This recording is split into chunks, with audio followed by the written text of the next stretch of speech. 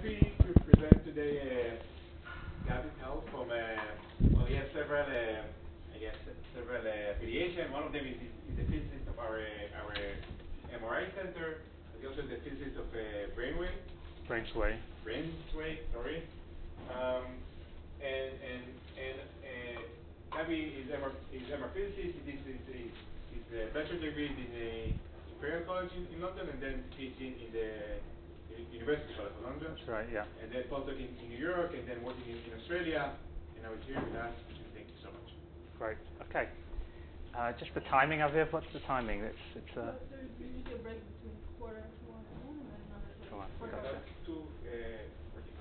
till 1. Right. Okay. Great. Okay. Fine. That's good because there's two halves to this, so we'll split it up that way. Excellent. Okay. So thank you very much, Aviv, for inviting me. And the topic of this talk is, do you want to dim the lights, or how do you normally do it? Yeah. Okay. Is that okay? Yeah. So the topic of this talk is neuromodulation in neuroscience. Even though my background actually is MRI, as Aviv said, I did my postgraduate education in that. In the past few years, I've been working in the field of neuromodulation for this company, Brainsway. I don't know if you've heard of them. They're in Hachot Svim in Yerushalayim, where we have a technique called deep transcranial magnetic stimulation. Now, if you don't know what deep magnetic stimulation is, that's excellent, because that's exactly what I'll be talking about during this lecture and other associated techniques. But what I'm trying to emphasize, which is I think most relevant for you, is how to use these tools to enhance our understanding of neuroscience, of cognitive tasks, of performance, etc. So outline is, I'll be talking about the actual techniques themselves. This will actually be the focus of the first part of the lecture, and also then talking about how we actually use them to what we do with it, and also what's relevant, I guess, clinically, is the treatment of brain disease. And then in the second part of the lecture, I'll be talking about applications in neuroscience, and you'll see me talking about these terms: virtual lesions, chronometry, and other combinations, and we'll get to explaining what those actually mean. Now, by the way, I want to make this very interactive, so I know people always say that, but I really mean it. If you have any questions, just raise your hand, and I will try to answer it in the middle of the lecture rather than leaving it towards the end. So just please prompt me if anything's not clear. Okay.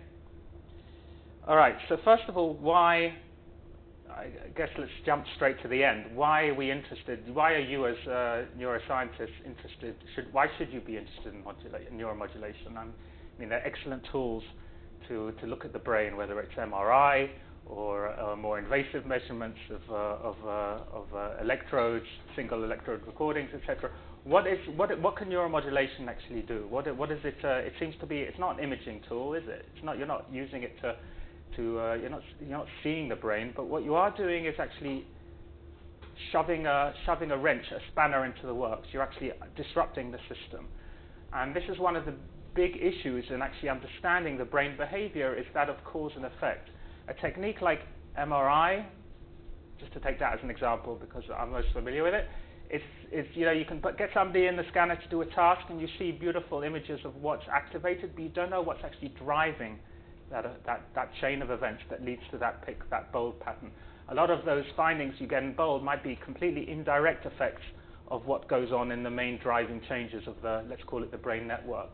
So we have no idea about cause and effect. You get a very passive picture of what the brain is doing.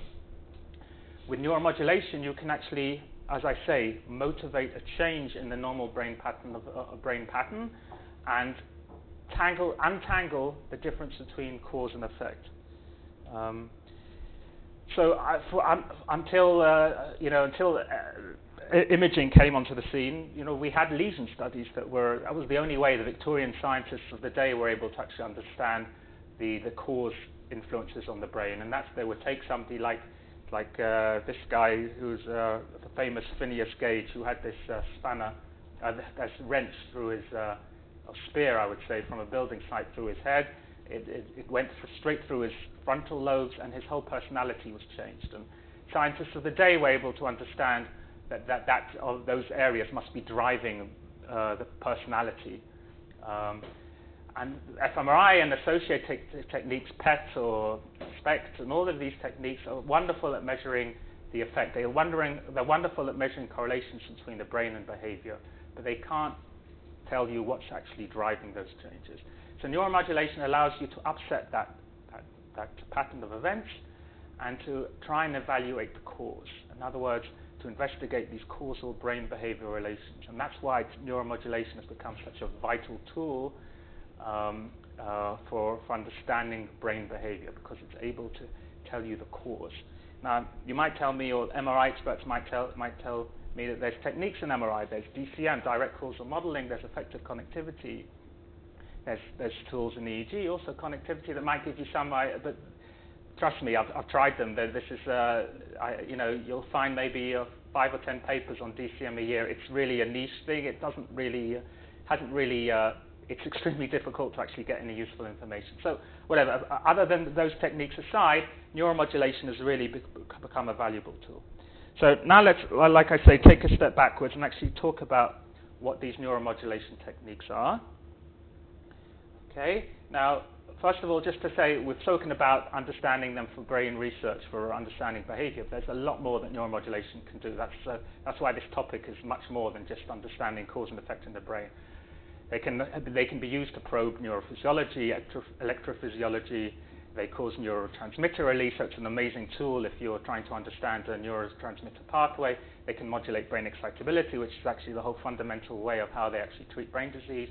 They can be used for neuroenhancement, so for healthy people who want to train their brain, it's becoming a very hot topic of how you actually use neuromodulation techniques to do so.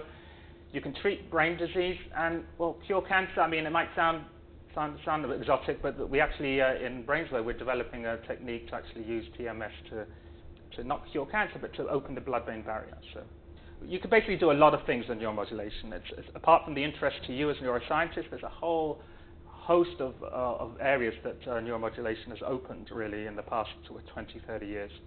It's a very exciting topic.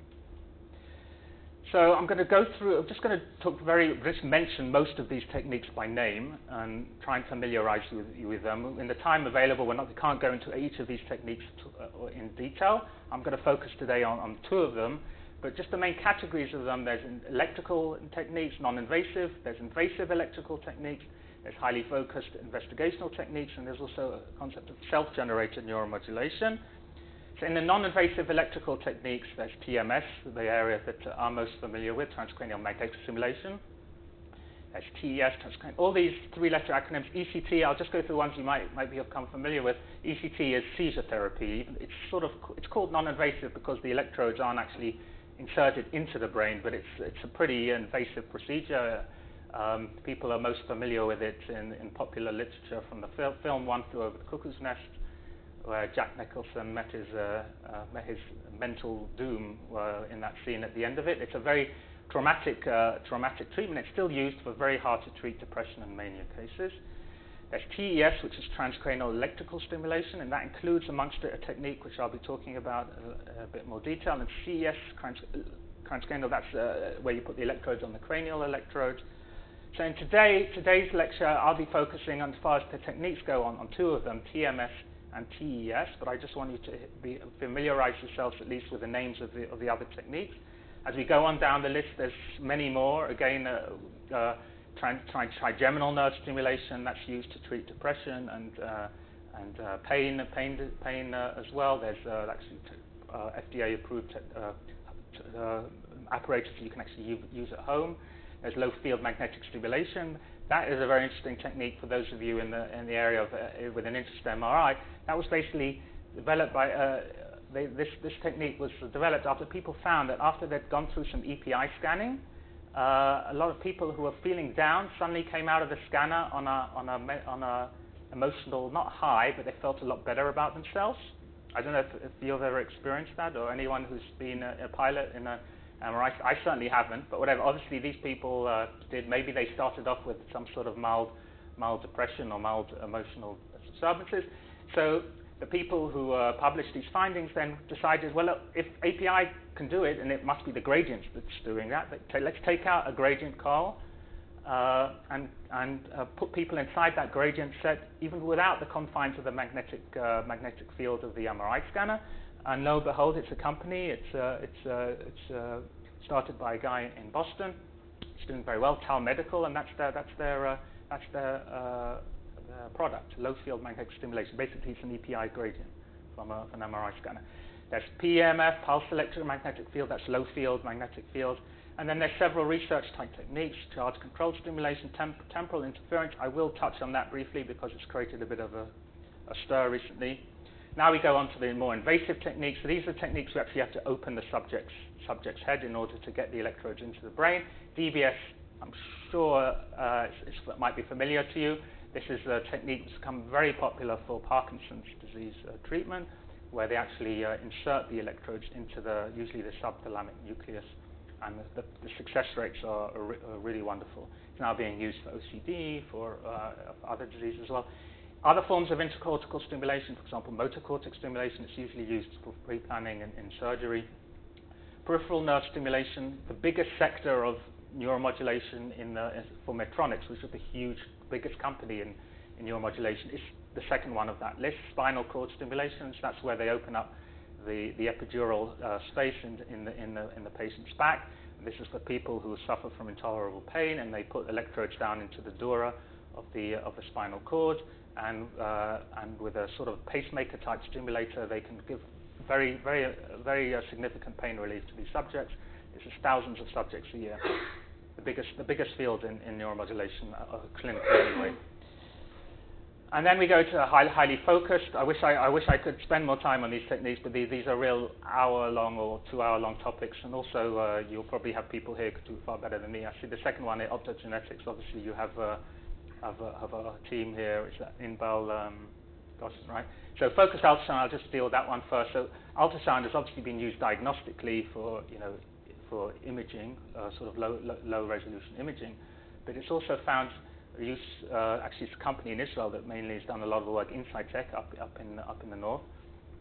They've been using it for quite a few years now to ablate tissue, so to actually turn up the energy. It's called high intensity focused ultrasound, and it's used to treat women who have uterine fibroids. It's also being used now to burn away parts of the thalamus for people who have essential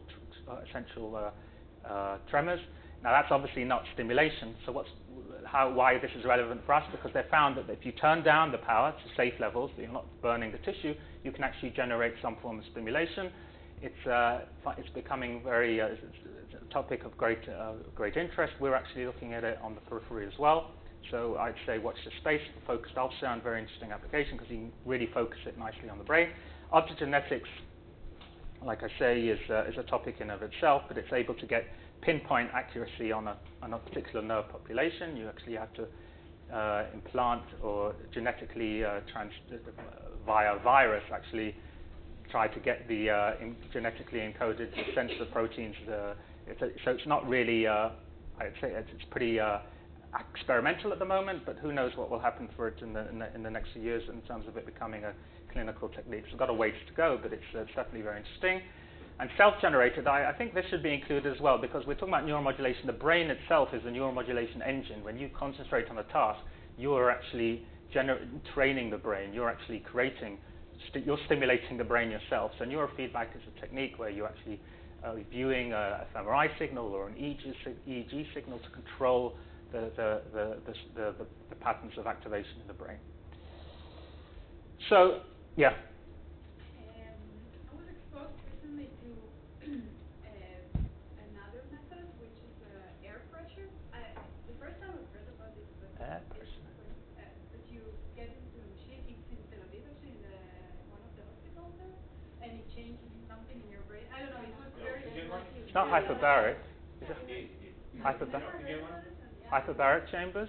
Yeah, that's increasing yeah, the level of oxygen. Yeah, it's what it does. I don't think anyone really understands. It's not stimulation, so it's not really relevant. But what it's been used to treat neuropsychiatric diseases. Israel is probably the world-leading area of research for this. There's this guy in Tel Aviv. I don't know his name. He's really pushing it. I would say it's still seen on the fringes by of science in terms of, because the mechanism isn't really that well understood. But what was your experience with it? What was it like? What was it like for you? It was weird because I've never heard about it. And, Right. I just I was surprised that it sounds like a black magic to me. But, I don't know. That's why I asked, because you raised all these things that do change your brain. Yeah. I thought maybe this is one of them. Maybe the oxygen saturation in the brain changes something, but it's not really well. I mean, these are the chambers that divers would use when they're to avoid getting the bends after. So, I mean, they've repurposed these chambers now for treating all sorts of diseases. I know that there are people that swear by them. People with life-threatening diseases are now being told by their doctors to spend, with cancer, etc., terminal cancers, are spending time in these chambers. So it's one of these techniques which shows a lot of promise, but really mechanistically, it's not really that well understood. Is that, yeah? What about pharmacological methods? Yeah. Yeah, I guess that's not really neuromodulation. You're not changing the pattern of brain activation, but they're definitely used in concert with the neuromodulation techniques. Drugs are not considered. Drugs, well, I mean, drugs will change, for example, neurotransmitter balances in the brain. So, yeah, you could argue that indirectly they're changing the brain state, but they're not directly influencing the modulation of the brain. But it's, yeah, I mean, it's a relevant technique, yeah. All right, so just to give an idea of the active clinical trials, to give you an idea of where the research effort is being pushed to, in which direction. This is actually from 2005, so it's not all that up to date, but you can see TMS is it's been around the longest. It's been around since the early 80s, followed by TDCS, and as I said, these are the two techniques we're going to be talking about: magnetic stimulation, TMS, and TDCS, which is electrical. And then going down the list to other techniques. Okay, so TMS. Let's talk about. Let's focus in on one. Okay, so what is TMS? We'll talk about basic neuroscience of how it works, about the calls, the pulses, the protocols, etc. Okay, so TMS stands for transcranial magnetic stimulation. It's a way of controlling neuronal stimulation. I'm saying the word stimulation because to compare and contrast it to what we talked about, the general umbrella term is neuromodulation. Not all of these techniques that I've mentioned actually create action potentials. They don't stimulate the neurons. TMS is one of those techniques that does. And it's quite unique in that aspect because it's a non-invasive technique. A non-invasive technique to create action potentials is actually very challenging. So it has an ability to influence brain excitability, so you can either raise the excitability, called facilitation, or decrease the excitability, called inhibition. It shares that in common with a lot of these neuromodulation techniques. And it has this ability to train the brain. And that's why when you apply it in a treatment format, you apply it not just once, you apply it over a few weeks of daily treatments. In the same way that you don't take a drug as a one-off to change the brain state systemically. Similarly, these neuromodulation techniques, when they're used for brain treatment, have to be done over a period of time. We'll talk about what synaptic plasticity, that sort of lies behind that particular mechanism, and it's used for treatment of clinical conditions. So how does it actually work? You have a current and a coil of wire that's placed on the head. That current generates a magnetic field. This is sort of basic electromagnetism. Then that magnetic field penetrates the cortex. That magnetic field has an associated electric field. That electric field generates. I'm going down quite a complex pathway, but you can see the steps in this path. That electric field then generates an induced current in the cortex. That induced current changes the membrane potential across the nerve to the extent that you get, it takes it past the critical threshold of the membrane potential, and you get an action potential. That's it in sort of standing on one leg. More pictorial way of describing it here, we have the TMS coil. This is what's called a figure 8 coil, the most standard TMS coil. You have a time-varying current in this coil. That generates the current goes around around the elements of the wire inside that coil in this figure 8 shape. That current generates a magnetic field which is at right angles to the actual coil. That's the whether you want to call it the right hand rule or Biot-Savart, etc., whatever rule it is. We all know that the electromagnetic and the electrics in the magnetic field are perpendicular to each other, so you get this curling magnetic field. that penetrates the tissue, and that gives TMS its unique advantage over electrical forms of stimulation. Magnetic fields are much more able to penetrate tissue than electric fields. Electric fields are often shunted away or disrupted by the intervening layers of tissue. The magnetic field is able to penetrate quite deeply, and that magnetic field induces a current within the conductor, within the brain tissue, the volume conductor, and that charge that's induced by the magnetic field is what drives the action potential. It changes, like I say, the membrane potential across the nerve, and it causes the inrush of sodium and the outrush of potassium. Sorry. Yeah? Why doesn't it happen in a usual MRI scan? Like you are magnetic field? Well, it is an issue in MRI. If you're doing EPI fast enough, very often if you're applying as I sometimes do an EPI signal, an EPI protocol, and you're about to start, you get this message from the scanner saying, we can't do this for you because we're worried about peripheral nerve stimulation.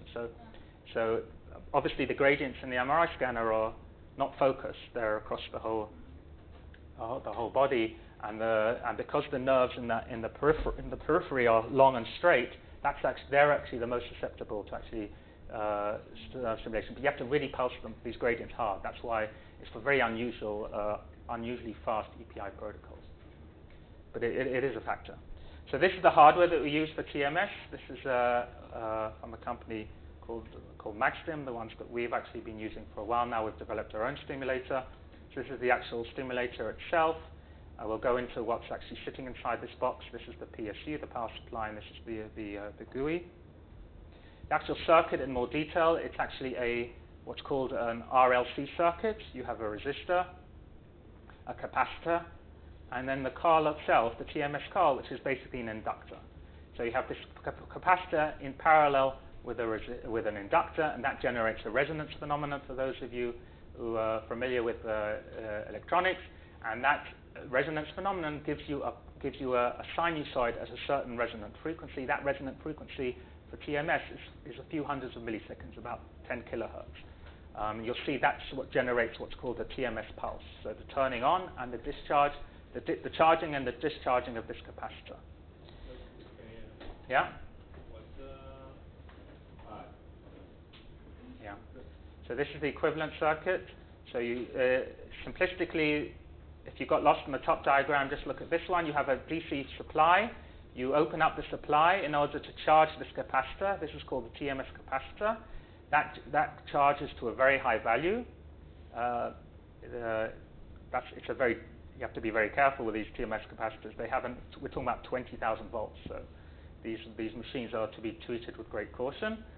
And then once the capacitor is charged up fully and it's bursting full of energy, you then open up another switch at the other end, and whoosh, that energy all that just discharges through your TMS coil, through this inductor, and it discharges at this resonant frequency, creating this concept of the TMS pulse that lasts a few hundred microseconds. What's the typical frequency? Typical frequency is about 10 kilohertz. So the pulses are about 200 or 300 microseconds. We're talking about a few tens of kilohertz corresponding to a few hundred microseconds. Okay? How do you control the frequency? Very good question. We'll get to that. Okay. All right. So just go over that parallel RLC circuit. You charge the capacitor to a high voltage and you discharge it into the coil. Now, why it was only in 1980 that people actually were able to build these circuits? I mean, it does seem like pretty basic, electronics 101. Is that basically, well, first of all, we're dealing with very high voltages, very high currents. So high voltage, high power electronics has been around, but not around for that long. So the componentry has not been around. Secondly, it's the switching. So I showed you on that previous diagram these switches. Now these switches aren't, you're not pressing a button to open a light switch and close a light switch. You're basically opening a switch and closing it in the space of 100 or so microseconds. So these switches, these high power switches, they're called IGBTs or SCRs. They're relatively new technology, and that really limited the impact of TMS until they became commonly available and cheap. And that's why the technique has really only been around since 1980. The technology wasn't around to build these stimulators, which is quite hard to believe, really, when you think about how relatively simple the circuitry is. So just to give you an idea of the order of magnitude here, we're talking about 3 kilovolts of, not 20 kilovolts, like I said, about 3 kilovolts of voltage, 10 kiloamps of current, and it's the ampage that actually kills you. So it's very dangerous. It's very dangerous currents. You don't want to open up a TMS stimulator and stick your hand in there. And we're talking about 500 joules per pulse is actually transmitted out of the coil each time. We're dealing with nearly 500 megawatts of energy. It's a huge energy guzzling operation generating a TMS pulse. And then the two basic components are, like I said, the charger and then the discharger. Okay. So TMS coils, this is the actual part of the componentry that is actually the only part of the componentry that actually is in contact with the brain. So the TMS coil is the inductor part of that circuit, like I said to you. It's the only part of the stimulator circuit that's in touch with the brain. So therefore, intelligent design has to be used in order to create the greatest chance of that magnetic field to penetrate and reach the target that you're trying to stimulate. The main coil types, I'm going to show you each in turn, so I don't need to read down this list. The figure 8 is the most common coil, so it obviously has the shape of an 8.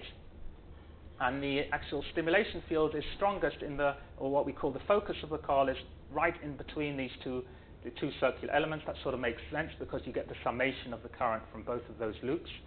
So basically, if you want to stimulate, let's say, the prefrontal cortex, you put that central element of the figure 8 coil onto the prefrontal cortex and hope the depth is enough to reach that.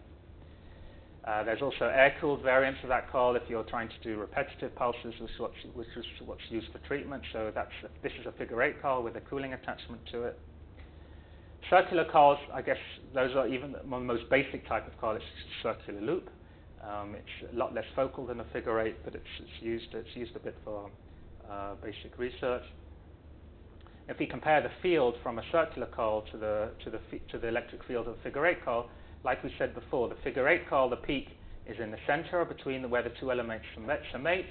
With a circular coil, you can see why I said it's less focal. The electric field peaks all the way around the boundary of the coil element. So you get a very different profile for circular coils and figure 8 coils. And what a scientist has to do is determine which coil is more appropriate for their research. There's other variants, double cone coils, which are able to go deeper into the brain. They're quite painful, though. Deeper, rather painful. There's all sorts of different. Pardon? Why painful? Why is it painful? Why is it painful? Because in order for you see this coil, it's just got a triangular shape. In order for it to generate deeper into the brain, you have to really ramp up the electric field that actually gets to the surface of the head. So that's a fundamental limitation of coil design, is that you can't go deeper without increasing the field on the surface. So in a certain sense, you're asking why BrainsWay came in existence, because we have actually worked out a way of actually going deeper in the brain without causing pain. Actually, I'm going to touch on our coils very briefly in a minute. Painful because you've got muscles all over the scalp. These are, the frontalis muscle, all these superficial muscles. It's not the actual. The brain itself has no pain endings. What you're getting is the painful stimulation actually comes from the scalp muscles. Can you explain the difference between the field that each coil is? I could, but it's. I think this is the clearest indicator. Without going into each coil itself, I'm going to show you in a minute. One of the slides in a little while is going to be showing about how you simulate or calculate these fields. What is the practical meaning of Well, basically, the point where you get the maximum field is where you're likely to get the stimulation. So you position the coil, and you position the coil where you want the target of the stimulation to be, according to where you know the profile is the electric field is maximized.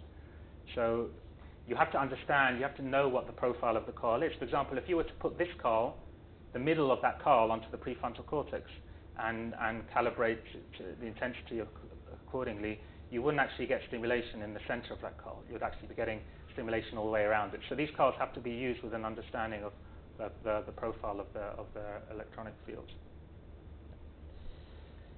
Okay, there's iron core calls. There's actually many different designs. This is a simulation of several different designs. There's all sorts of weird and wonderful shapes, most of which are actually just theoretical concepts. So just to touch on what exactly we do in BrainsWave, the problems with what we call conventional TMS is that the stimulation is superficial, limited to cortical structures. In order to go deeper, like I said, you have to use designs which are inherently more painful because you have to really ramp up the current. And the problem is then you've got inefficient stimulation. If you're pulsing at higher levels, that's yeah. Is this ramping of sufficient pain does it also limit any danger? Maybe the moment that you insert the current, then you might create damage. Yeah, there is a safety aspect to TMS. I'll actually going to discuss that soon. But just to preempt that, the greatest danger is seizure. But it's under if you apply it in the correct way, there's 0.00. Actually, the membrane doesn't break or something like that. No. Otherwise, I think the technique would have had a death since then. But yeah, I mean, safety is a concern with all of these techniques. I mean, you're changing the brain activation in some way, so it does have risks. But these techniques are to be used by people. To be used by people who actually understand what they're doing. You can do some damage with a TMS coil if you put it in the wrong place. If you put it, if I was to take a coil and stick it on my heart, you can imagine that's not going to be a good thing. But it has to be used appropriately. Okay. Like a lot of these things, you have to be adult about it. Okay, so deep TMS. So what we've done is work out a way of designing the coils so that we can minimize the attenuation with distance. Like with any generation of an electric field, it dies away from the point of generation. So you get this decrease as you move further away from the coil. That's shown by these two lines here. For a figure 8 coil, you get this quite sudden ramp in the electric field as you move away from the site of the scalp where the coil is situated.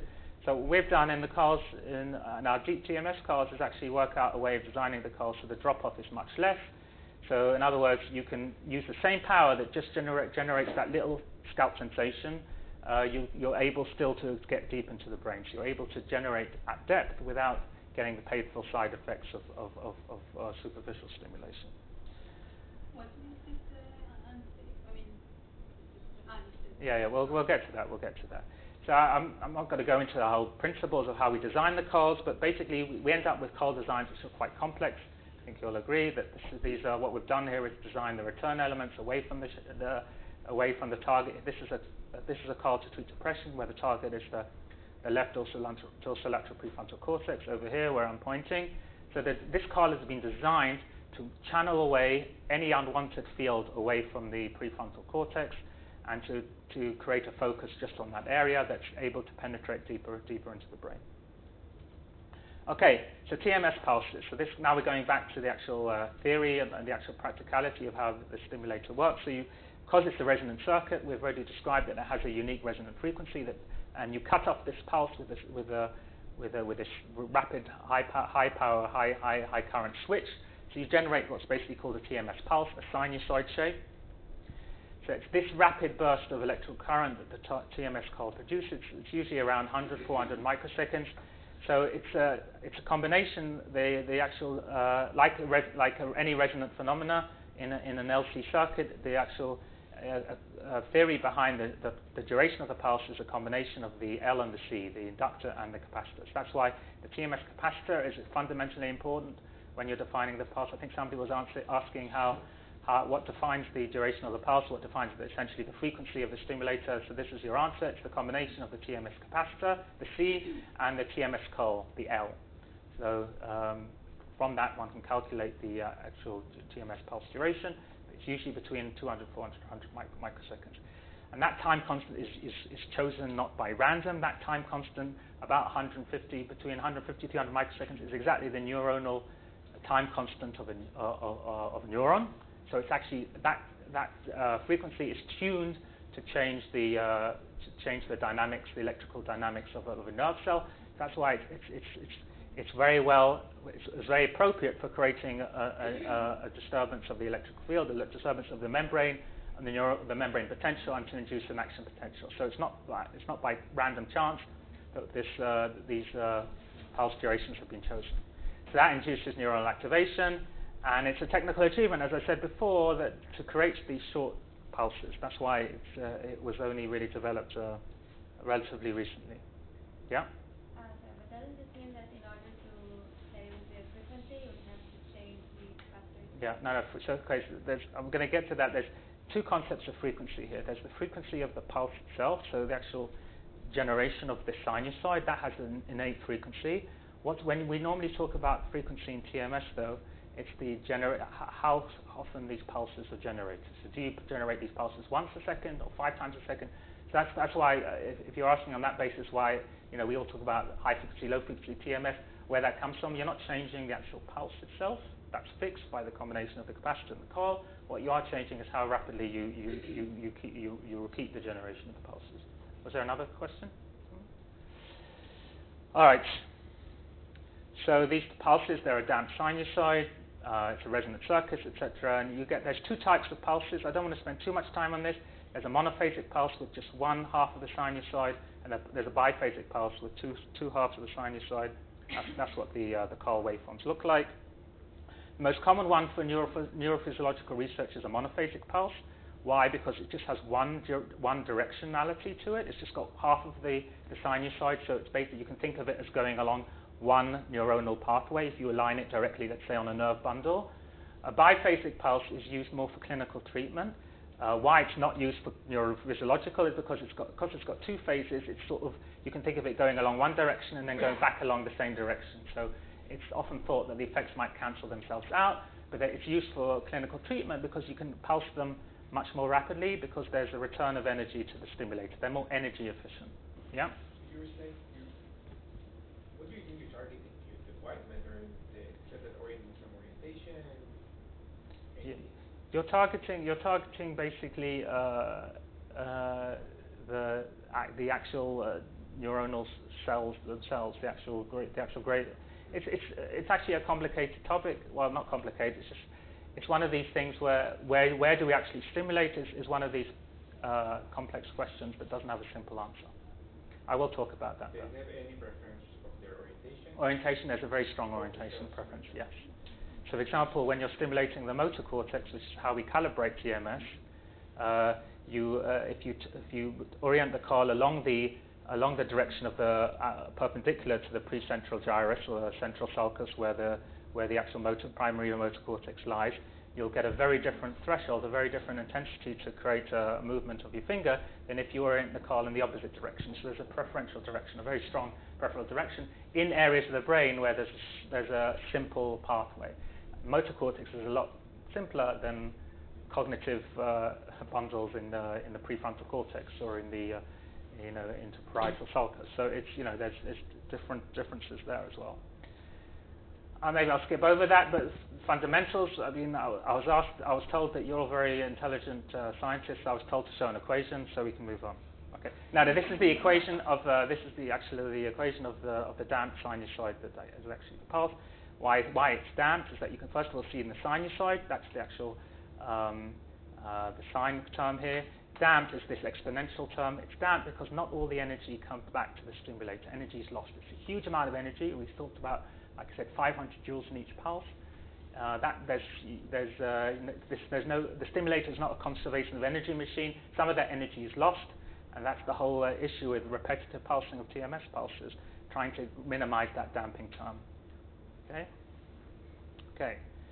So yeah, we can skip over that. Okay. Just a bit more theory as well, just to stick all these equations into one part of the talk. If you actually want to try and understand where, part of the question that Aviv is asking, where you're actually stimulating, you can bring theory into it. There's the cable equation, which describes how passively voltage is transmitted down a neuronal fiber. That's a classic equation that's been studied, even before Hodgkin and Huxley, etc. How do you actually modify that equation for TMS? You add another term. It's called the activation function. For those of you who studied the biophysics of electrical stimulation, that term might be familiar, that this is the term actually that introduces the concept of injecting into the nerve an electric field, whether it be from electrodes or whether it be from a TMS card. And from that, you can do 1D simulation of trying to understand TMS and where the location of activation is. And that goes back to your question of it. So for long peripheral nerves, the location is quite well understood. If you have, let's say, for example, if you put the card on the peripheral nerve in your leg or on your hand, the actual location of the activation will be exactly where the E field derivative is maximized. So you can predict that quite well. For the shorter cortical nerves in the brain, it's a completely different story. It's much more complicated, and it's generally believed that the activation occurs where there's a bend or change in the geometry of the nerve, so either at a bend or at an axonal boundary. The fact that I'm using the terms we generally believe shows you that these things are not really completely well understood. But what's important to notice is that it's more complicated than I said before. The coil has a hot spot where the electric field is greatest. Remember in the figure 8, it was underneath the join of those two loops in the middle there. But that is not necessarily the point of activation. That depends on where it's a combination of neuronal geometry and the coil geometry. It makes it quite difficult to predict, which is why we have now moved into more 3D simulations of TMS, where you actually take brain models. You can use simple models, modeling just 3 shells of brain tissue, CSF, and the skull, or to go to much more complicated models like we're trying to do at the moment, which is take a brain image and segment it into the grey matter, white matter, CSF, and give each, try and even model the conductivity. But basically it gives you a much more flexible opportunity to actually try and understand where you're actually stimulating. So now there's actually quite a bit of work, even though it's quite a complicated modeling. It's a finite element model. You have to use multi-physics simulator packages. It's basically a partial differential equation, but you can actually quite accurately predict where you're stimulating in the brain, which is, helps to plan one studies as well. Just to say, the response to even a single pulse of TMS is not simple. I mean, we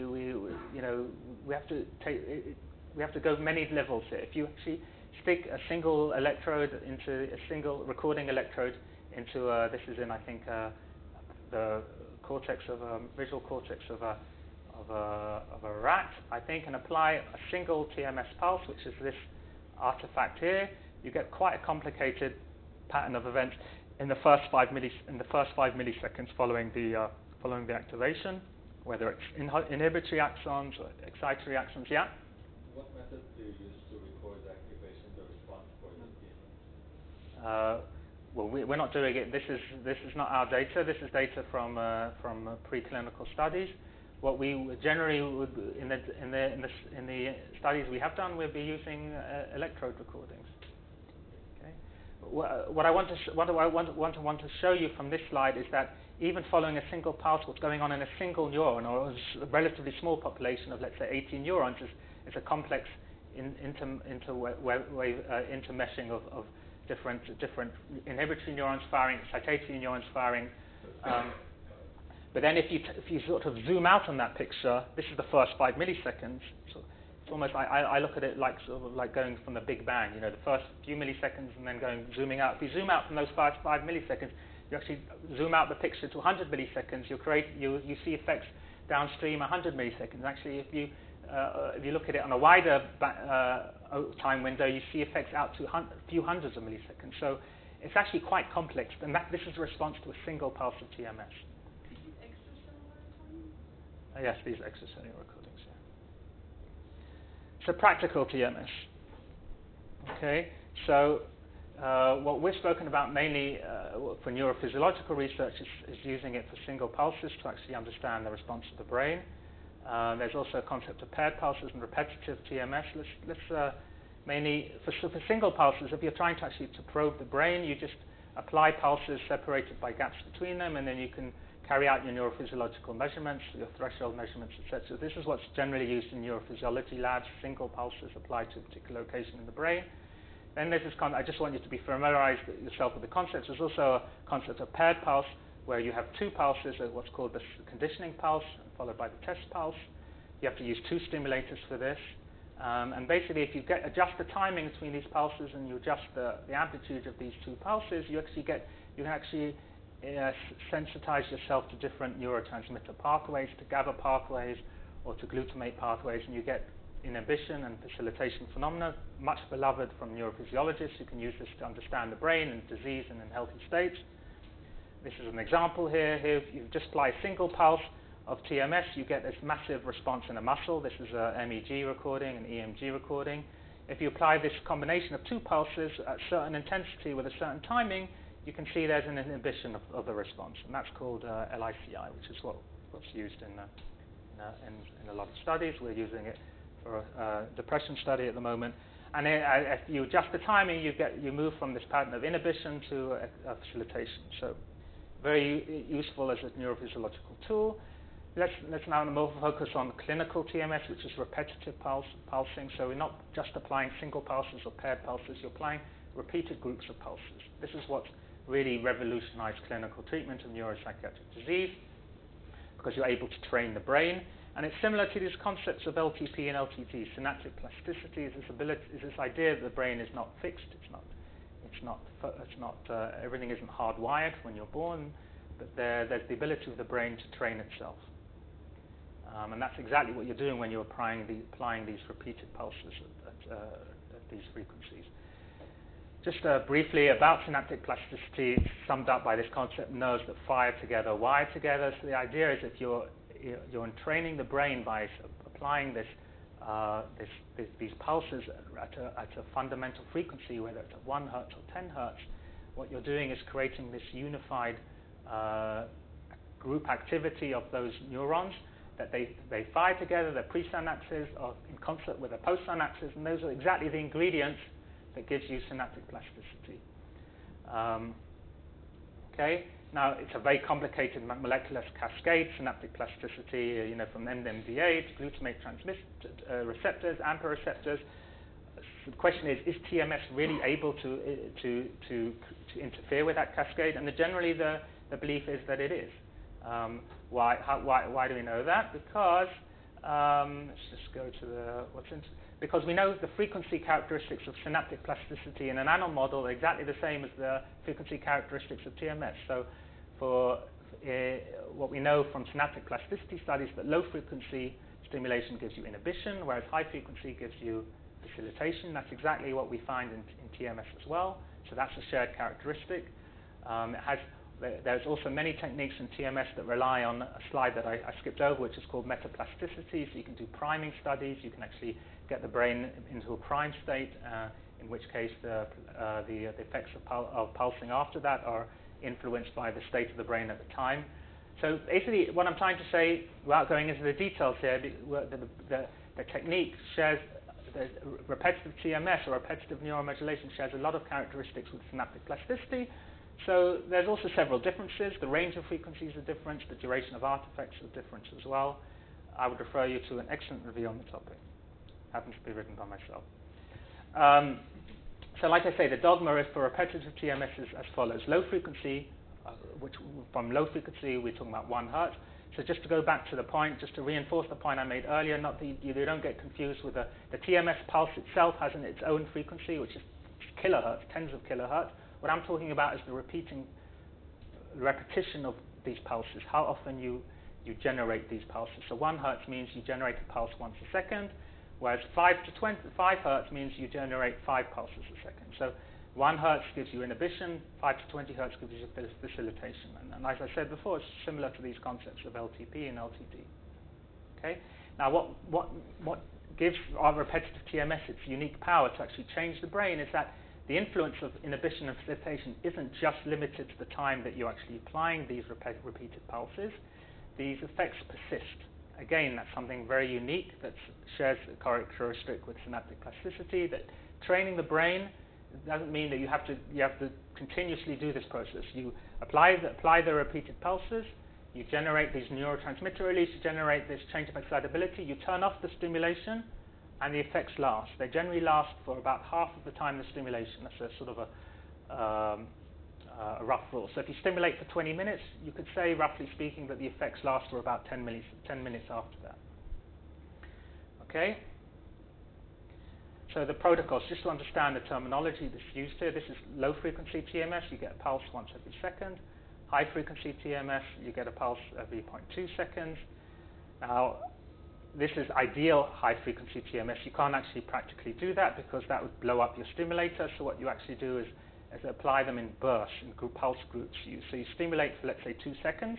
5 hertz would mean that you'll be getting 10 pulses. That's not actually in accordance with this diagram. Let's say there's 10 pulses there. Then you wait for what's called the intertrain interval, and then you apply that pulse group again. So you can't, even with today's technology, you can't apply pulses at continuous high frequency with the technological limitations.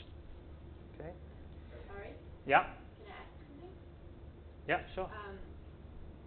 How do you measure, like you say the effect lasts for twice the time, so what is the effect that lasts? And I don't know, long-term potentiation and short-term depression? And depression, sorry. So it's a matter of hours, so how do you explain this? Right. So how does this relate to Synaptic? Well, yeah, sure. Okay, very good question. So first of all, you asked, what do I mean by inhibition facilitation? That means, for example, if you were to apply 1 hertz repetitive TMS to the motor cortex, then you'd measure EMGs on that muscle before the stimulation compared to after the stimulation, you'll see a drop of the actual muscle activity. So it'd be inhibition of the motor cortex base. That's how you define motor cortex inhibition, for example. It's much easier to do that because motor cortex makes things a lot easier to understand because there's an easy way of measuring muscle activity with the EMG. You stick an electrode, and the muscle moves when you put the coil in the right position. So, for let's say if you're putting the coil on another area of the brain, then EEG activity determined in a certain way would also be after 1 hertz stimulation. Would actually the EEG power in the particular spectrum that you're interested in would go down. Okay. So, but this doesn't make, like, why is it necessarily connected to synaptic plasticity, not like to the same time scale? It's not the same time scale, which is, as I said before, it shares similarities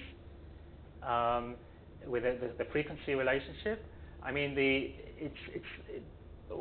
we know that it's affected by, first of all, we're talking about, no one's ever shown synaptic plasticity in a human, so we don't really know if you stick an electrode into, so we don't know whether in rats, for example, where they showed hour-long effects by doing hundreds of hertz, we don't know how that translates to humans. All we can say is, like I say, our best bet is that it shares similarities with LTP and LTD. The jury's still out, but as evidence is accumulating, they seem to be sharing more similarities than some differences. So that's the general trend of belief now. Okay. Okay, there's another protocol that I want you to be familiar with. That's theta burst, because it's becoming much more in vogue nowadays. This is a protocol where you actually apply bursts of pulses at 50 hertz and you repeat that. The advantage of this technique is that you're able to distill the protocol into 3 to 6 minutes. I think you want to do a break? Yeah. I'll just finish off. If you give me five more minutes, I'll finish this section. All right? Okay. So clinical TMS, let's have a look. What's the benefits of clinical TMS over drugs? Is that drugs go over the whole body. They're systemic treatments. TMS, you focus it just on the area of the actual nexus of the disease. TMS is able to change dopamine levels, so that's been shown very nicely with PET studies where you get a release of dopamine in the striatum. So it's a powerful technique in that terminology. So where do you stimulate? Depending on the disease. For depression, you stimulate in the prefrontal cortex. For pain, the motor cortex. You tailor the location of stimulation according to the disease. Okay, and I'll just show you. Okay. Of safety. So safety, the most common complaint is headaches, minor headaches, which generally disappear. The most major health risk is a seizure. In the first few years of TMS in the 80s, there were some cases of seizures, and I'd say, I've got the statistic here. In the past 20 years of use, there's been 10 cases. In each of those cases, that's generally been due to a patient history that hasn't been made clear. So with careful use of TMS, that means you interview the subject, which is why you need the clinician there for the pre-stimulation assessment. You have to find out if the subject has any history of epilepsy in the family, if they are taking any medication like anti-epileptics that can change the seizure threshold. If you're careful about who you admit to your study, the risk of seizures is I wouldn't say zero, but it's very, very low. Okay, and there's safety guidelines that everybody who uses TMS has to follow. Right, so it's regulatory status. It has FDA approval for depression and for actual peripheral nerve stimulation. Okay, all right, that's it. So we'll stop here for a little break, and then we'll carry on. So let's meet in 15 minutes.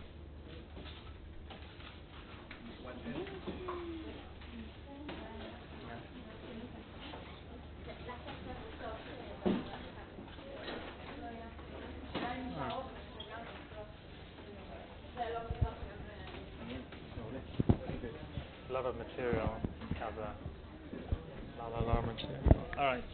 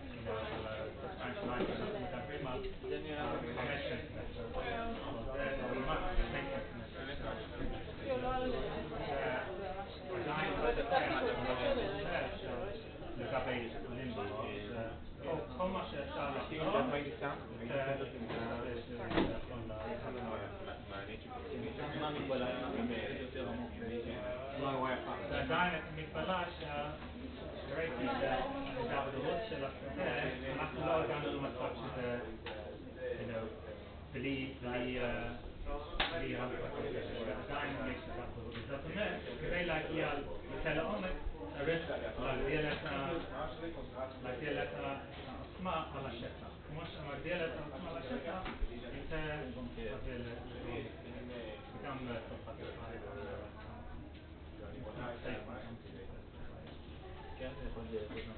Well, שאתם צריכים להתפהם. אף על פי שאף פעם לא הגענו למצב שהיה לנו חיפושים, אולי היה לנו 1 או 2 בהתחלה, אבל אין שום עדות להגיד שאנחנו פחות או יותר מסוכן לשכבת הכפרי. נמצא דמיין הזה שהוא מתקן שניים שונים, כאילו שני דיאמטרים שונים, שאחד הוא אינדיקטורי ואחד הוא סטילטורי, ואז איזשהו אזור מסוים הוא יבוא, נגיד באזור הזה, הצורך באינדיבידואיציה, ואז הוא יאפשר יותר יש, כאילו, זה סביר, זה הגיוני, עשיתי את זה, אני מבין, אני שואל אני שואל, האם אני יכול להשתמש בזרמים או בשני סנטימטרים בשביל לבטל את האפקט אחד של השני בנקודות מסוימים? כלומר, לא בדיוק אותו דבר, שלא יבטל לחלוטין, אלא שהוא אחד יעשה נגיד ככה כזה ואחד יעשה ככה, ואז פה הוא יבטל ופה הוא לא יבטל. זה מעניין מה שאתה אומר, כי אנחנו בדיוק מפתחים דבר כזה, אנחנו קוראים לזה, אנחנו חושבים שזה את הרעיון שלך, שאנחנו חושבים שזה ממש ישנה את הסיפור, כי קודם כל, שהגעת לזה, כי זה ממש הפטנט שלנו, שאנחנו עכשיו מפתחים סטימולציה שיכול בדיוק לעשות את זה, כדי להגיע למצב של השדה על השטח, עם קומבינציה של כלים שעושים את זה, אבל השדה מסתבר וזה ממש משהו... מה היה השנה? דבר הבא? מה התחום שלך? מנגש מכונות, אני חושב יותר תכני במודולוגיה. לא, שמעת עלינו? על החברה שלכם פשוט לא, אבל זה שמעתי על זה לאחרונה. יש מעבדה שמסתכל על זה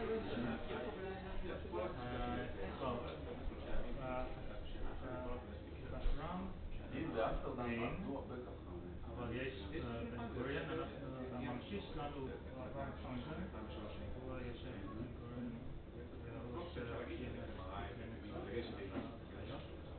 אנחנו עושים משהו מינורי כזה חוץ באילת, יש מעבדות, בפרופורציה שלהם זה לא... חוץ באילת, הוא לא רק MRI. וגם מה שיהיה זה רק קליני, אפילו קליני, של הפסיכוביולוגיה. מי שעבד אצלו הוא הלך לשבתון, חייל גלים,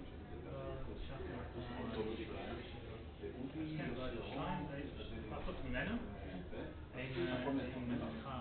אני יכול להגיד לך אפילו בקטן שם, יש יום וחצי שמחש צ'אנגן הוא מעבדה שלהם. יש שם שעתיים ועוד מרשל עושה אנטומיה. זה מחקר שעוסק בזה בחלימה, בשינה, לא משנה. TMS בשינה.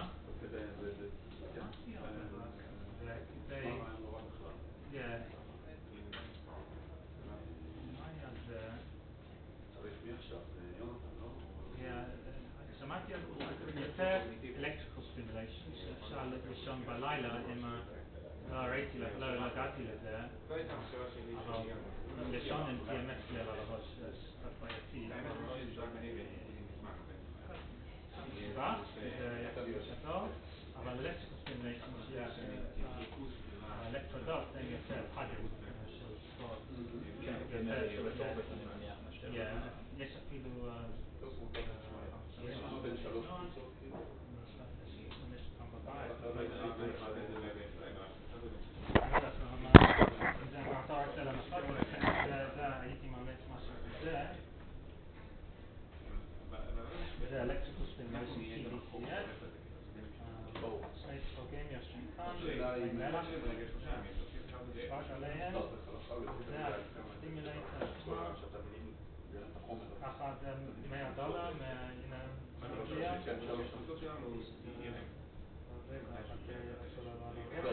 זה ממש סיום על הפשוחה, משך שינה, ויש פרוטוקולים שאמורים לשפר את האיכות של השינה, זה מה שאתה רוצה לנסות, להשפיע על החלומות. לוסי דרימינג, יש מוצרים כזה שמאחד ללוסי דרימינג. יש להם מכשיר שיותר מסוגל לישון טוב, אבל אפשר לעשות משהו. קוראים לזה פוק. כל הזמן, מה קורה בחלל עם מה קורה?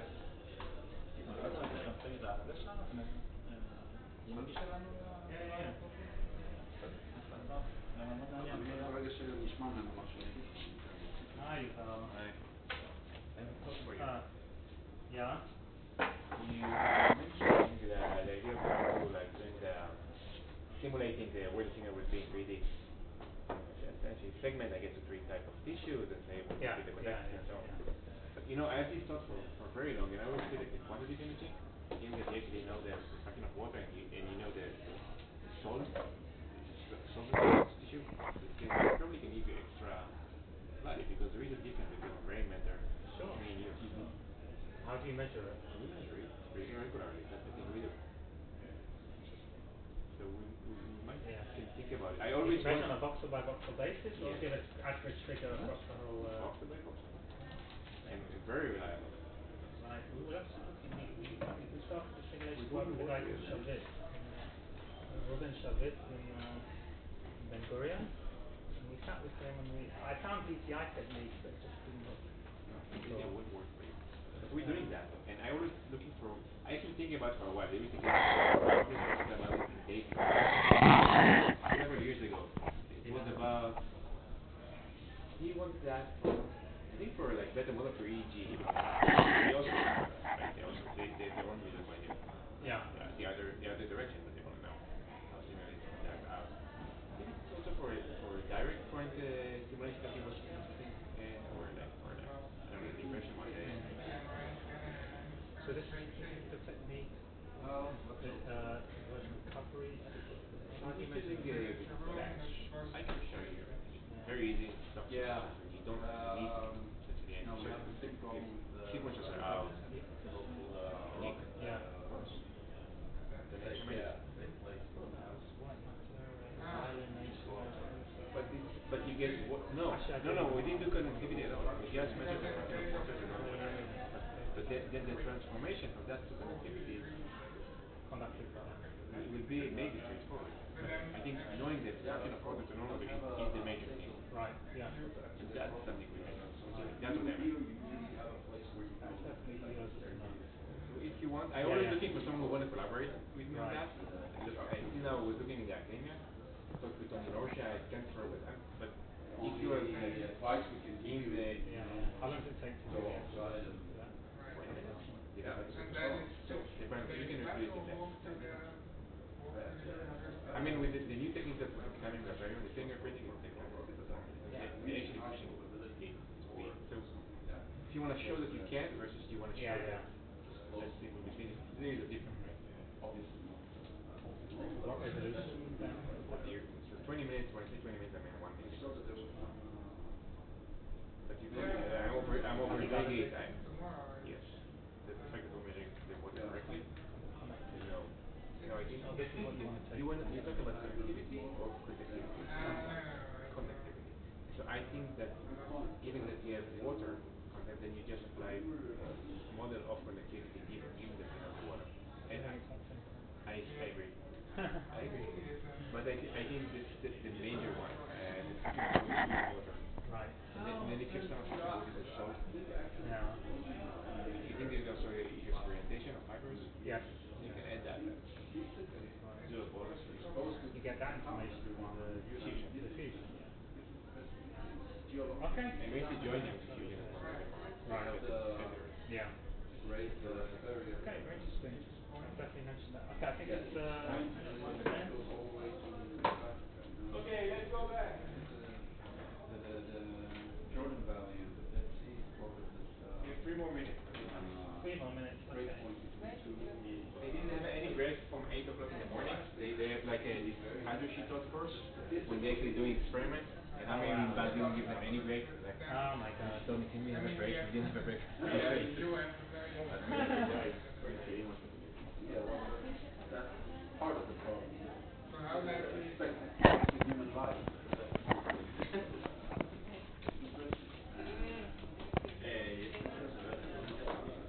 How's it going with the we were doing?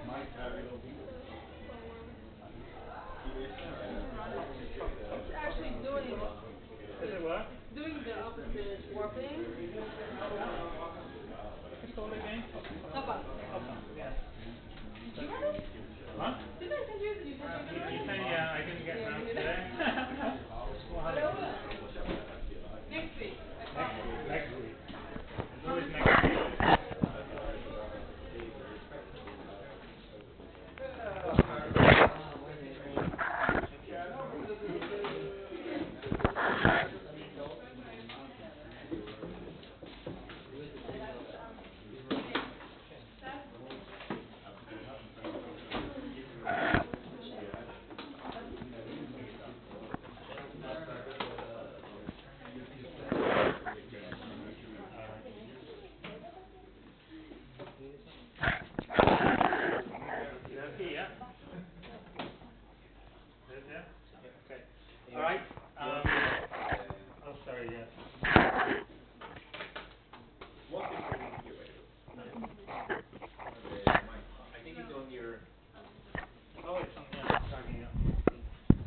Testing.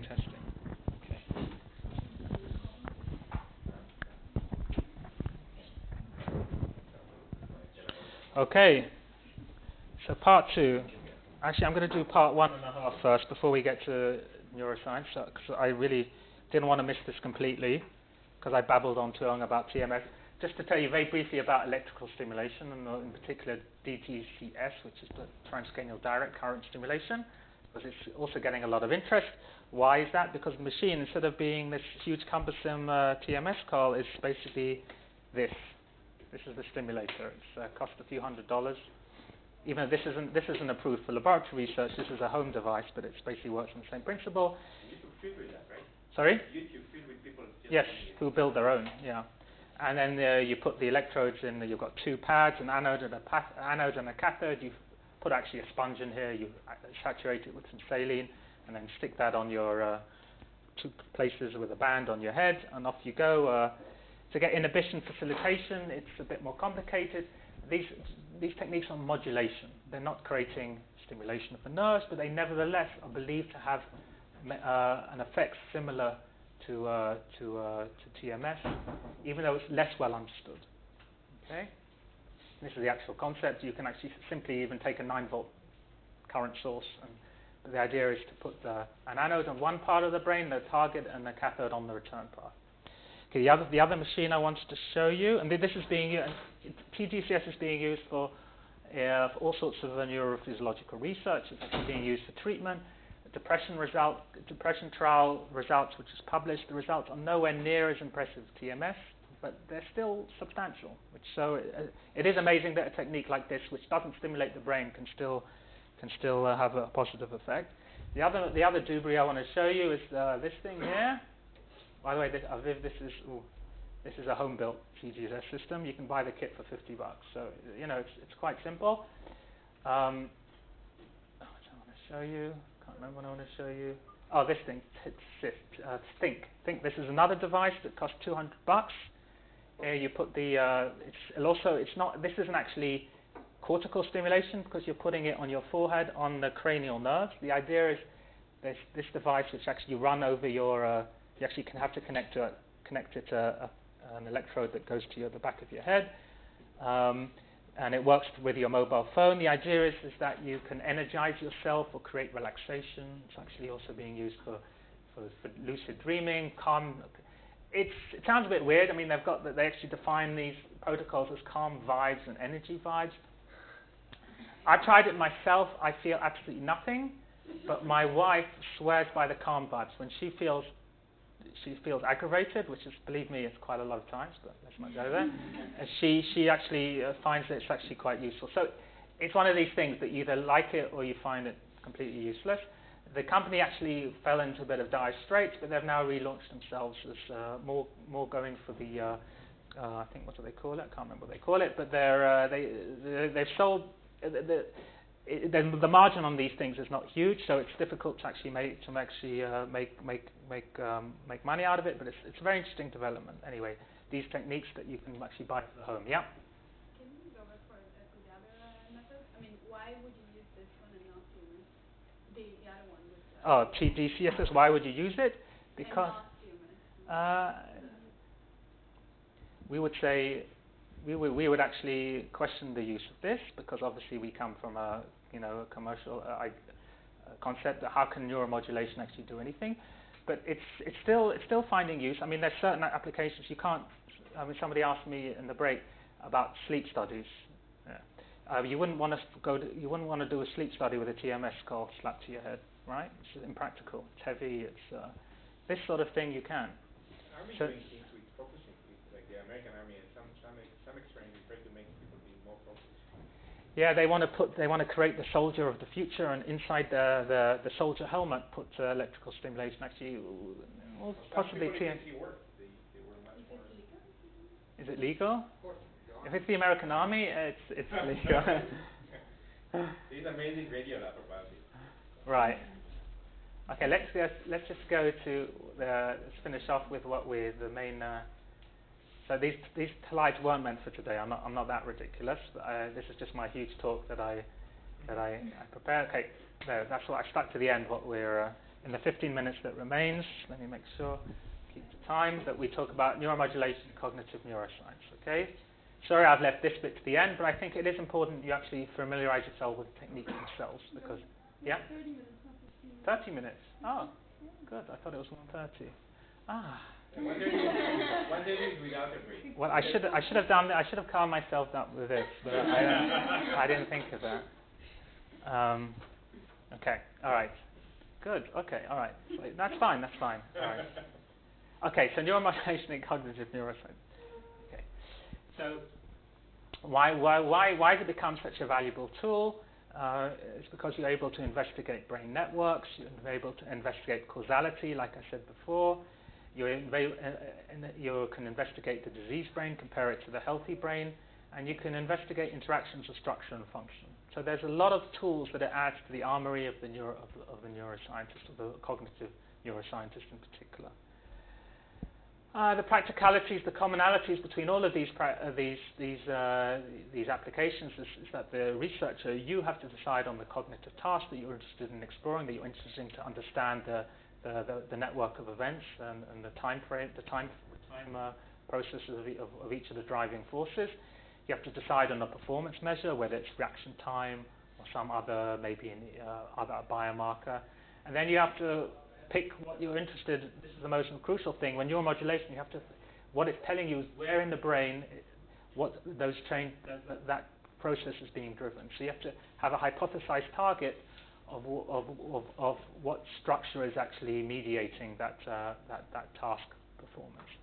So, and this is the unique ability of neuromodulation. What I'm saying is that if you're not interested in brain structure, then there's no real, this is the basar of this technique, the ability to actually understand where in the brain the performance of the task is actually being influenced with a causal information.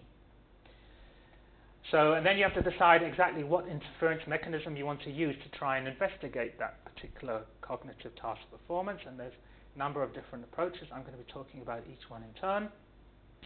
Virtual lesions, timing and sustained changes, and then you also, very importantly, have to decide your control situation. So it's all well and good stimulating on, let's say, the interparietal sulcus and getting some fantastic change in the reaction times to what you would expect. But obviously, like any scientist, you have to actually control for those changes to see exactly whether that change is significant and whether it can survive statistical comparison. So you either pick a control location. So, for example, if you believe the interparietal sulcus is involved in your working memory task, just picking things at random, then you have to also choose an area in the brain which you hypothesize isn't part of that causal network. So you'd pick, I don't know, the motor cortex or something like that. Another option is to choose a control task. So to pick a task where the structure that you're interested in, is not likely to be implicated. Or another alternative to pick control stimulation. So instead of having your TMS or your TDCS device acting in a real mode, all of them have sham modes as well. So even a simple device like this actually has a sham placebo mode as well. The TMS as well, you can actually do sham stimulation. So you hear the click, you actually feel the sensation on the scalp, but no actual magnetic field is entering into the brain. So you have to decide on your control task, your control condition. And as I say, there's a number of ways of doing that. A lot of studies actually do all three of them. Okay, so let's talk about the very first one, the virtual lesion. So this is the idea, almost going back to the studies of old, where they would find patients who were 1 in a million who were born with some deficiency or by accident had some lesion in the brain, and try and understand brain function from that perspective. So with TMS or with neuromodulation, you have this unique ability to create a temporary lesion in the brain. A lesion, not obviously, we're not in the sense that you're knocking out that area of the brain. You're not actually doing any damage. Let me just make that absolutely clear. What you're doing is inhibiting that area of the cortex for the time that you apply those pulses. This is not plasticity. You're not repeating the pulses to the extent that you need to be worried about long-term changes in the brain. You're doing short groups of pulses that have a short-term effect. So just want you to keep in mind that what I talked before, clinical treatment, long-term changes, plasticity, tens of hertz, running them over 20 minutes, repeated thousands of pulses. Here we're talking about tens of pulses done on a particular location in the brain, and to the extent that there's absolutely no long-term consequences at all. All that you're doing is creating this knockout phenomenon. Yeah? Did you study like people report, or I mean the long-term effects, or is it something that was a more basic? I mean, like just taking a brain of an animal and checking whether there are long-term effects. That people have checked in animals, humans, etc. The long term. There's the safety issues. Like with all these techniques, they don't make it to FDA approval unless you show very thoroughly the safety profile. If one would be concerned about long-term unknown changes of TMS, I'd say it's in the same level as unknown changes of a technique like MRI, which also, it's been around long enough that we know 99% sure there's no long-term consequences of going in an MRI scanner. I just picked that as an example because I spent a lot of years of my life in an MRI scanner. I don't think, there's still, who knows what could come out in the future, but it's pretty clear that there's no long-term changes in the body by exposure to magnetic fields of an MRI scanner. It's simply been proved that way. TMS is in a similar state as well. That the preclinical work has shown, the human work built up over the years has shown that there's no long-term consequences, but to be used with caution, right? Right. So you're talking about virtual lesions in the cortex. And if I wanted to create such a lesion in the white matter, is it impossible to do it just in the white matter because of the attenuation of the magnetic field? Well, it's been very difficult to do it because the location of the activation with these techniques is usually the cell bodies themselves. So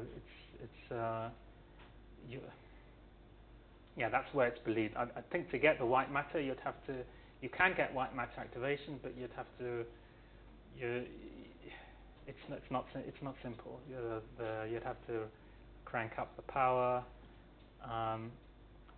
Basically, it's not believed to be a significant part of the outcome of stimulation, white matter activation. It's much more likely that it's happening at the axis. It's happening where basically the concentration of the ion channels is greatest, which is not, because it's a change of membrane potential. And that's the simplest way to look at it.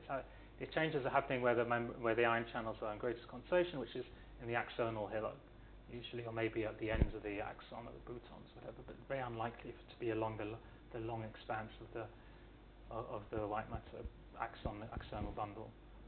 Was there another question? No. Okay. So the concept of knocking out a part of the brain, the hypothesis mechanism is, well, there's two ways of understanding it. Either you're suppressing the relevant signal, so these pulses actually inhibiting the neurons involved in the task, or it's creating noise. You can think of these pulses as adding neuronal noise or task irrelevant signal to the background that swamps the actual relevant signal. So these are the two hypothesized mechanisms of the virtual lesion. This is just pictorially how it would be done. So you have your task, a single trial of a task. This is a time scale of a millisecond. And you apply your pulses.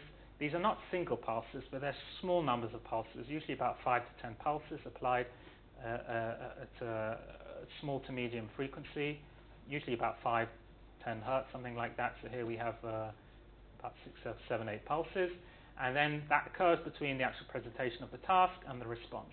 So the idea is that you place your coil on the place in the brain that you want to knock out. You want to create your virtual lesion, and you compare the performance of the task, your response, with and without the TMS. Okay, that's the virtual lesion.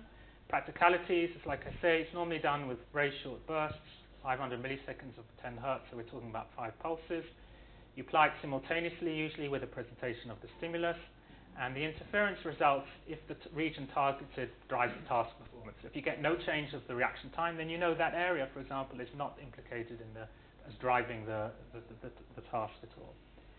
Here's an example. This is one of the earliest studies that looked at it from Pascal Leone's lab. So this is a question that I think actually Amir Ahmedi, who was involved in this group, I think you might be familiar with him. He works here, no? I think. So they were interested in people who are blind from birth. How is the occipital cortex recruited for somatosensory processing. So in blind people who learn Braille from as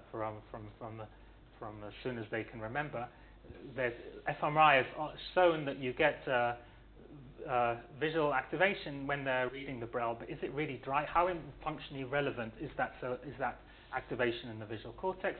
So with a virtual lesion study, you can actually knock out the occipital cortex. So you put the actual coil, you put it on the occipital area, and actually get the subject to read out Braille words. You know, he's sitting there, his finger scanning along the line of Braille, you can imagine, and during times between the presentation of the stimulus and the reading, you've got the pulses applied to the areas in the occipital cortex, and you look to see the error rate of the reading performance. So this study was a bit more complicated. You can see that. Where's my pointer? Okay. Pointer. Okay. So here we have. Not there. I think it's thinking.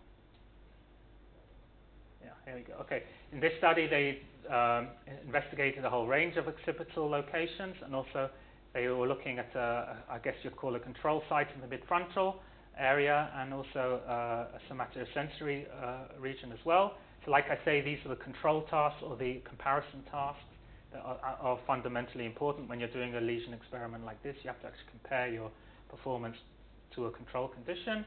So what they found for early blind, I think, is EB, that the biggest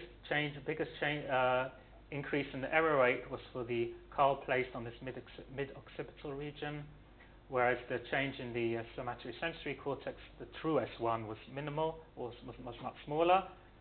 Whereas for healthy people who are blind Braille readers, you can see an opposite picture emerges as well, where the occipital cortex is not implicated at all, and whereas the somatosensory cortex is. It's all of expected finding, but quite a powerful visualization of what happens. And it's very easy with a TMS card. I've done it to myself to do. The easiest virtual lesion experiment is actually one we often perform when we have visitors to the unit. So you get somebody to read out a sentence and put the coil onto the Wernicke's type area, and you'll see as they're speaking, the words they just won't be able to. It's a very funny sensation. They'll be reading the sentence, and then they get what's called speech arrest. Their mouths will move, but they won't be able to get the words out. You think it's freaky. You think it is a bit freaky, but it's never done anything to me. I mean, I'm still here. How long is that? Just for the time of the pulses. Only during the pulse. Yeah, we're not talking about any art. This is not plasticity. This is small numbers of pulses. Okay, chronometrics. Okay, this is a similar but different approach. So this is where you're more interested in mapping the temporal dynamics of. Oh, sorry. I'm sorry. Just about what we said about interpreting the results. So maybe we can say that some areas are more involved in that task than others, or more implicated. But we can't still say anything about the order in which different structures are involved, or things that we said that could be perhaps done with the fMRI analysis. Yeah. Okay. Well, that's where this comes in. That's where. So you're right. For virtual lesion, it can tell you whether it's part of the chain or not. Yeah, you're right. You can't tell you if it's primary or secondary. Other than the fact you'd expect the primary areas. For example, if you go back to this slide, I think the hypothesis here would be that if it's a primary change, then you'll get the biggest influence on the error rate. But in order to actually compare different regions and actually to prioritize them in order of task relevance, then it's probably more relevant this technique, okay, which is chronometrics. So here you can actually apply these single pulses at different post-stimulus onset times. So here you can actually use the timing sensitivity of TMS pulses. It's probably easier to show you pictorially. So here and again in this time scale of milliseconds, you apply your single pulses at particular offsets after the presentation of the task, and then you measure the response. Can you do it with EEG somehow, or it's interesting? Sorry? Can you do it with the EEG? You can do it with the EEG.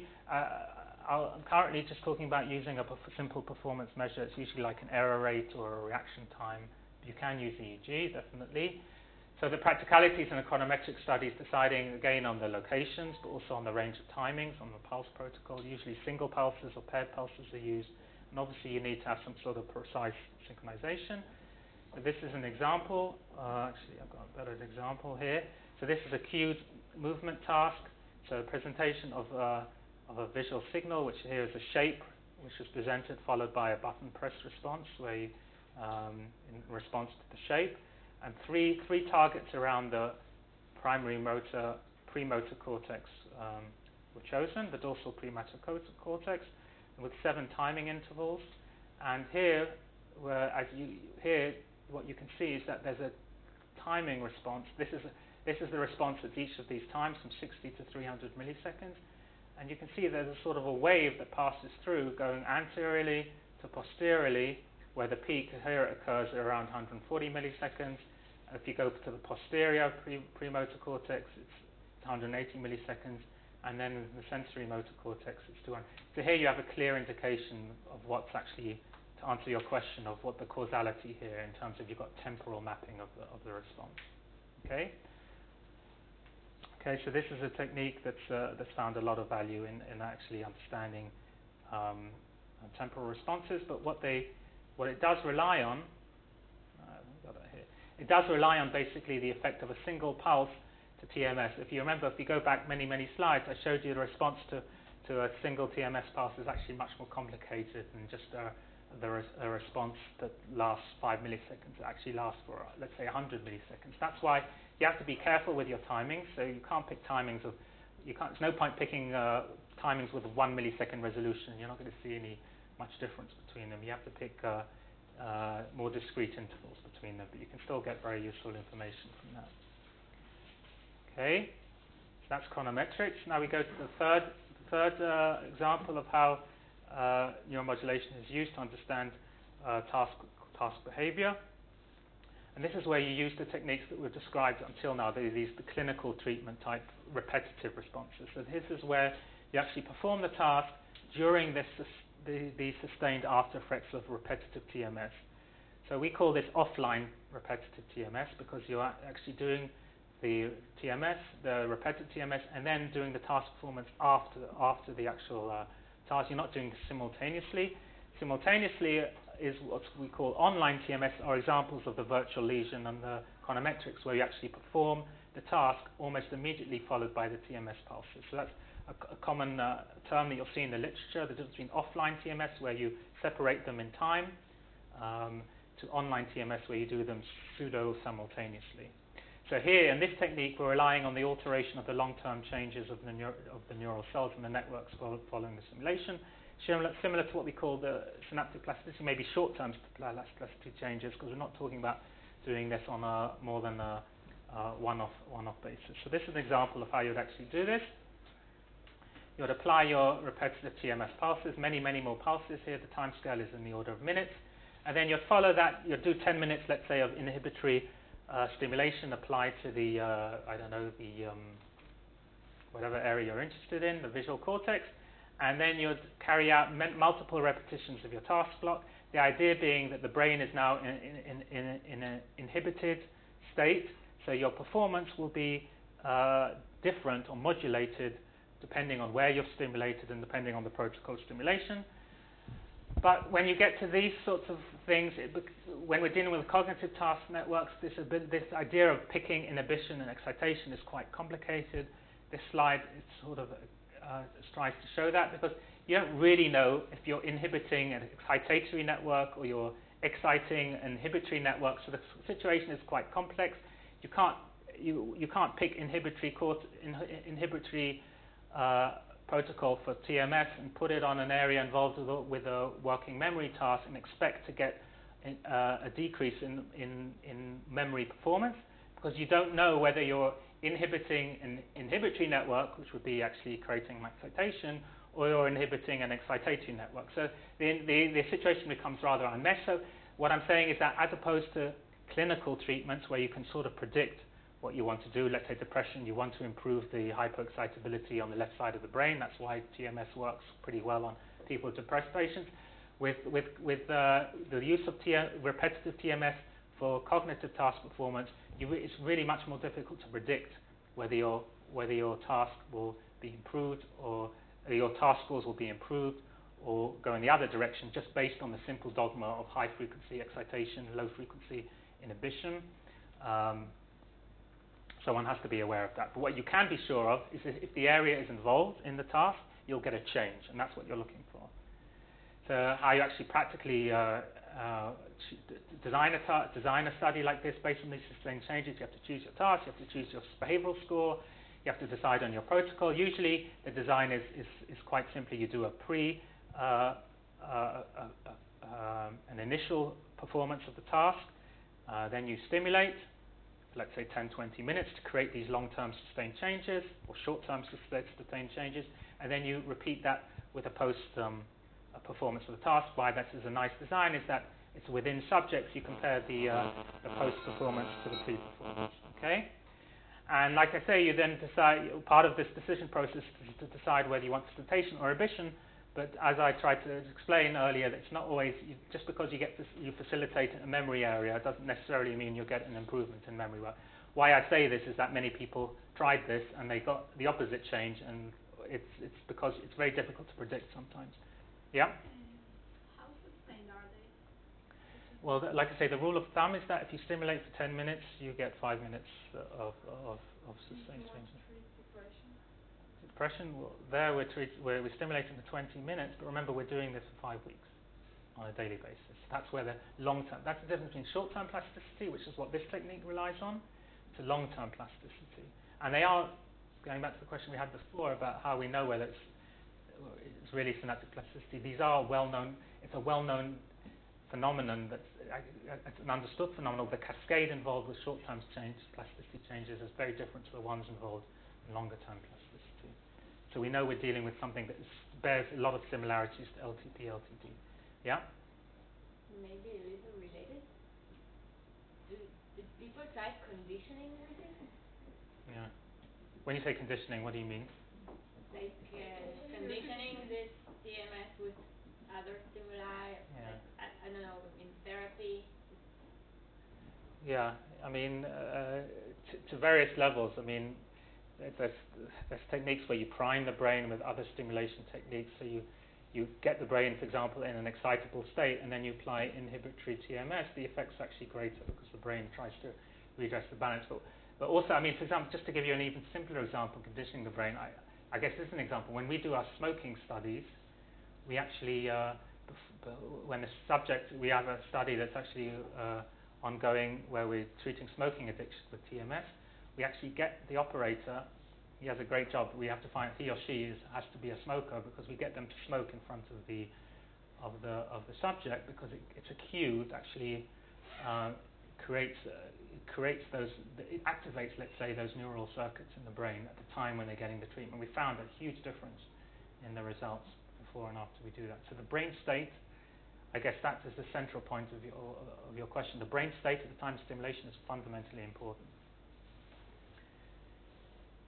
Okay, so here's a practical example. This is a delayed memory task, and this has got exactly the design I showed you. This is I think, presentation of shapes of faces, followed by a response after a delay, where you'd have to indicate whether that was this image was part of the set. So it's some sort of a working memory task.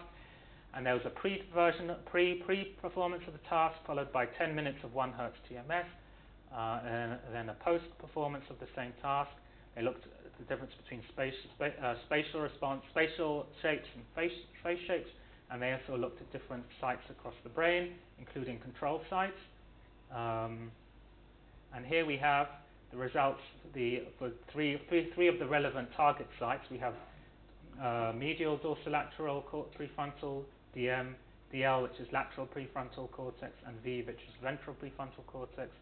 So you can see, I think it's sort of like a double dissociation response, that for face shapes, you get a decrease of here I guess you would call this an inhibitory response. You get a decrease in the percentage of correct answers if with a call on the ventral cortex, which also remains significant as you go more superior in the brain, but disappears for the most medial location, most superior medial location. For us, the spatial responses are sort of the opposite, where you get the maximal response, maximal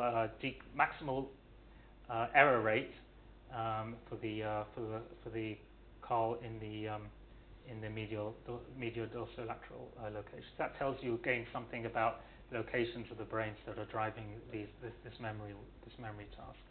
Okay, so that's sustained changes. Okay, so in the time remaining, which is 5 minutes, I'm going to talk about combining TMS with monitoring, because this is also something that is very relevant. So we can combine the power of stimulation with modulation with the power of actually monitoring the brain response. And this can only help us understand what TMS does. So, up till now we've been speaking about very simple performance measures like reaction times or number of reading accuracy, but it'd be much more powerful if we could actually use MRI or PET or EEG to actually derive much more relevant brain markers of the performance. So we could do our virtual lesion studies or chronometric studies or sustained changes studies with a much more valuable marker, in essentially creating biomarkers, and that's all possible. I mean, TMS sits in a certain space on the spatial temporal resolution timescale, but there's techniques that can only give us added value when it comes to relating the changes induced by TMS or neuromodulation in general to what's going on spatially and temporally in the brain. And so there's ways of combining TMS with all of these techniques. PET, really no problem. You can put a TMS call inside the PET scanner without any issue. There was a time when people thought they needed shielding. You don't need to really do that. These are the earliest studies of actually doing simultaneous TMS inside a PET scanner, and you find that you get a response not just in the area of location but also more distally. TMS EEG. We have actually here Roy, who's working with us a bit on this. It's actually it's not such a simple thing, but TMS artifact is the most significant problem. Is that the time of the actual pulse itself creates an artifact. There's an issue about the movement of electrodes, but once you get rid of these are all surmountable problems. These are not insurmountable problems. So here, I mean, you just put your coil on top of the EEG cap.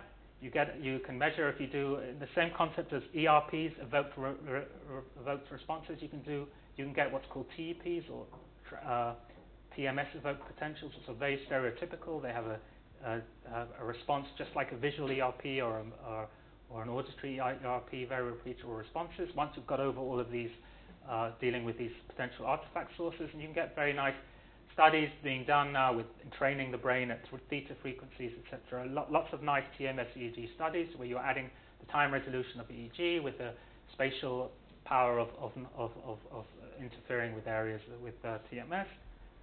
TMS MRI, that's probably even more challenging because you've got these two magnetic fields interacting with each other. So you've got mechanical Lorentz forces on the TMS coil. But again, very surmountable issues. You have to synchronize the pulse sequence correctly. You have to deal with the imaging artifacts, patient safety. These are not minor things, but they're all surmountable. And the studies really in the order of tens of maybe 50 studies a year now coming out. TMS fMRI, you can buy commercial systems to do it. This is an example of TMS applied to the motor cortex compared to the pattern of activation compared to actually volitional finger tapping. So the bottom line is the subject tapping their finger by themselves. The top line is the subject being automated, having an automated response from TMS, and you get a very similar pattern event. This is an example of some of the artifacts you get if you don't time the sequence correctly. You can quantify the bulb signal. The equipment is off the shelf now. You can buy equipment. This is a TMS-compatible car. This is the TMS-compatible filter. So the equipment is out there. We're actually thinking of launching a project with that, designing our deep calls to go in the scanner. That's something for the future. And just to show you, this is a final slide. I think TDCS is also probably even easier to do inside the MRI scanner. You don't have this magnetic field to deal with. The equipment just goes in very nicely. I think you have to get a shielded box, etc., but it's really quite doable, and you can get some very interesting results. This is a word retrieval task, and it's also being used with increasing frequency. There's just two more slides actually. So just certain issues just to deal with. As I keep stressing, applying neuromodulation to cognitive tasks, we're limited mainly by the fact that we don't really understand the networks themselves. So you're not, with excitation, classical excitation induced by TMS is not necessarily going to give you an increased task performance because the underlying networks are just not well understood. Got all things at play. You've got compensatory mechanisms in the brain. You've got state dependence, which you had this question about before. The state of the brain at the time of the stimulation or the modulation is fundamentally important. You've got orientation dependencies. How you actually place the coil or the electrodes on the brain is fundamentally important. And also the power. Do you apply it subthreshold, superthreshold? All of these things have to be taken into account in your study. So conclusions, finally. So hopefully I've shown you in this sort of whiz through, I've almost rampaged through this study, neuromodulation. I hope I haven't done it a disservice, but I did want to give you in a relatively short time a flavor of what neuromodulation is and how it can be used to help your research in the future. It's a key tool for studying behavior. It's the only tool out there that enables you to actually interfere with the brain in a controllable way. When I say the word controllable, with all the caveats that I've explained about understanding its controllability, causes of variation need to be better understood, admittedly, but the technology is only going to make these devices smaller, more focused, for home use, like this thing. TMS is also being developed for home use, which I would definitely say watch this space. So thank you very much. Thank you.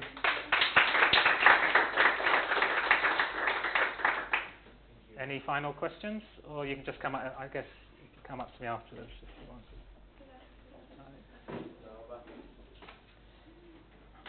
And if anyone's interested in coming to see, let me just finish off with this. I have to do since I'm taking time off work to be here, I should probably mention something about brain. So if anyone's interested in seeing TMS up close and personal, you're very welcome to come up to our offices in Hartog-Swim.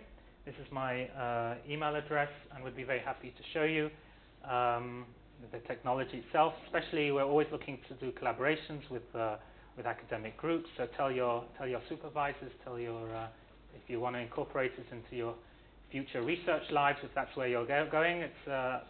We'd be very interested to hear from you. Okay, thank you.